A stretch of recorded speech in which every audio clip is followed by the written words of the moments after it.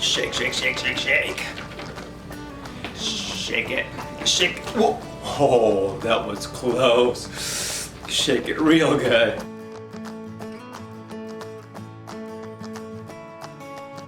Today's video is going to be all about smoothies or shakes or protein shakes or whatever you guys want to call them. I'm going to break it down for you to help you understand how you should make your smoothie or a shake depending on a few factors, your nutritional needs, depending on the time of the day you're consuming, because smoothies aren't that plain and simple.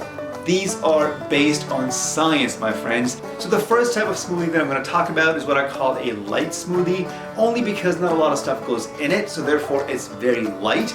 You can have this smoothie any time of the day. You can have it right before bedtime. If you feel like having a snack before bed, this would be a great choice, mainly because it's low in calorie. It's not going to have that impact on your blood sugar, so it's a great option right before bedtime. The only thing is that you're going to have to get up in the middle of the night to go to the bathroom. That happens to me often, but it's either you go to bed hungry or you get up in the middle of the night once to use the bathroom. So I always have it if I feel like having a snack before bedtime. So there's a few different variations of making this light smoothie depending on your nutritional needs. So if you're trying to supplement protein, all you gotta do is just take some ice and water and a scoop of protein powder, shake it, and you drink it.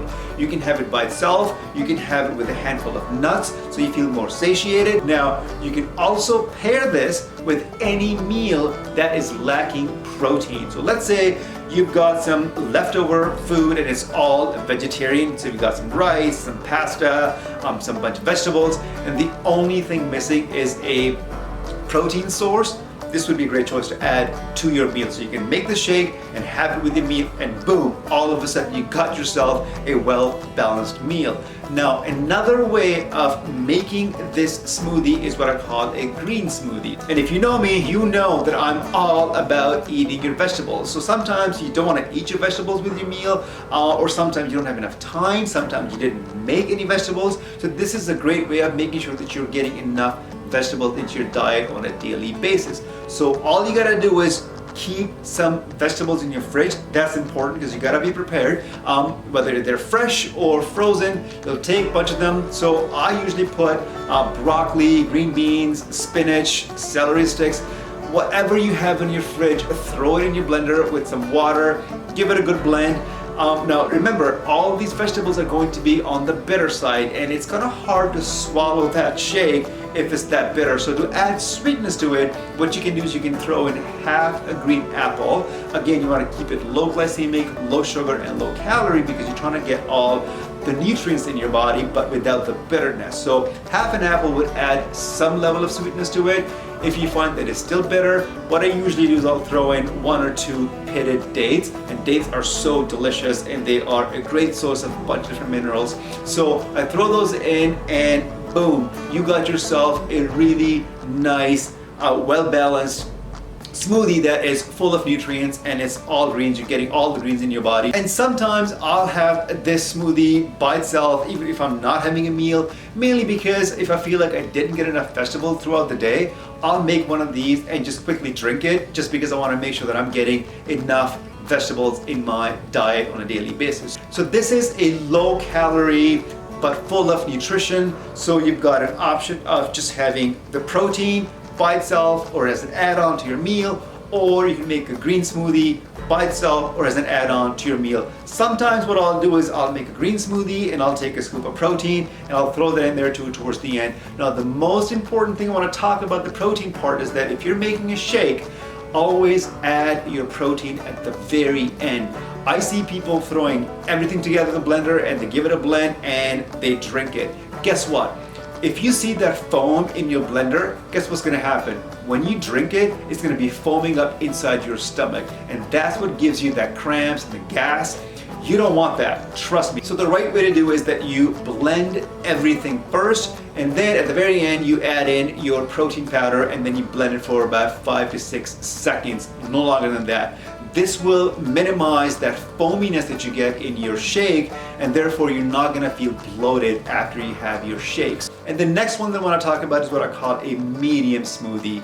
mainly because it has a little more stuff in it than the light smoothie. It has more calories in it, but it's still not as heavy as the next one that I'm going to talk about. So the medium smoothie would have pretty much everything that I talked about in the light smoothie, but you can also throw in some fruit in it. So what is the best time to have this smoothie? Well, if you're feeling hungry but it's not quite mealtime yet, and you don't want to have just a light smoothie because you feel like it's not going to satisfy you, this would be a great option. Also, if you feel like you didn't eat enough fruit that day. So what I generally do is I'll take half a cup of frozen or fresh berries, half a banana, half an apple, and then some of my greens. I throw them all in there and I blend it.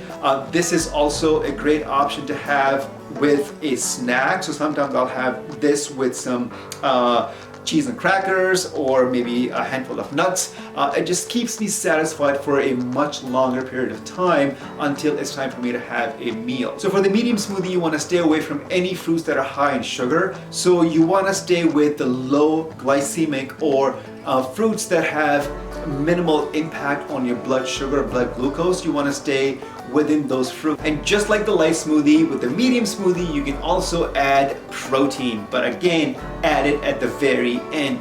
Once you blended all your fruits and vegetables, everything's good to go. You stop the blender and then you throw in your scoop of protein, whatever scoop, scoop and a half, 2 scoops, whatever floats your boat.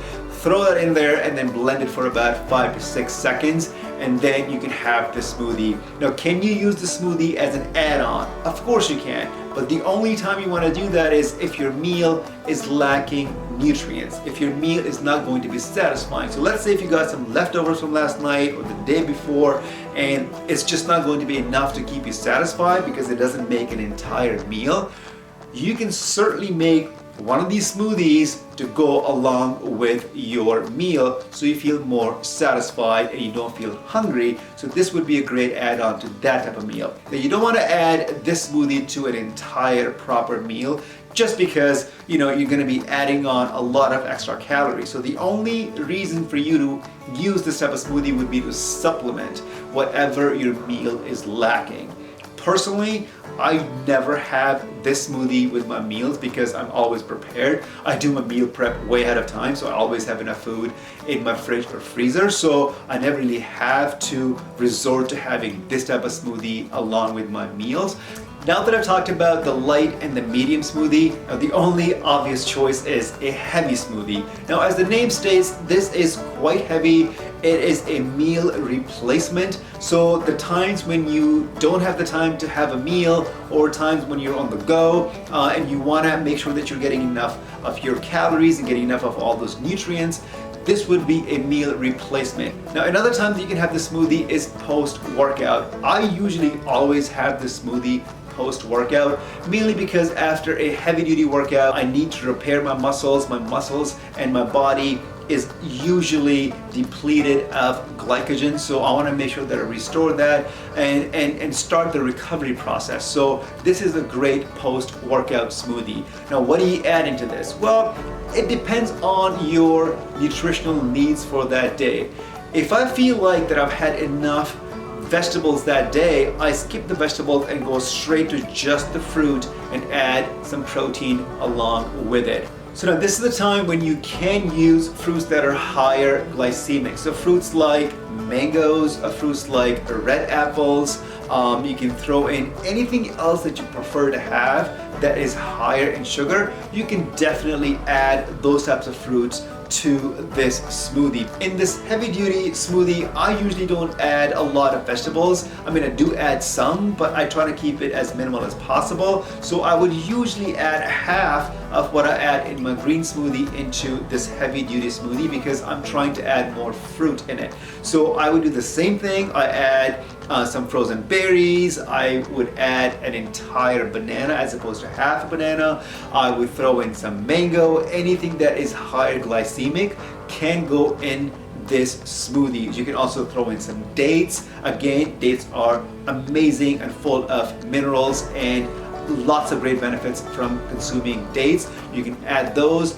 So this smoothie is pretty much, you can throw in anything you want in this smoothie.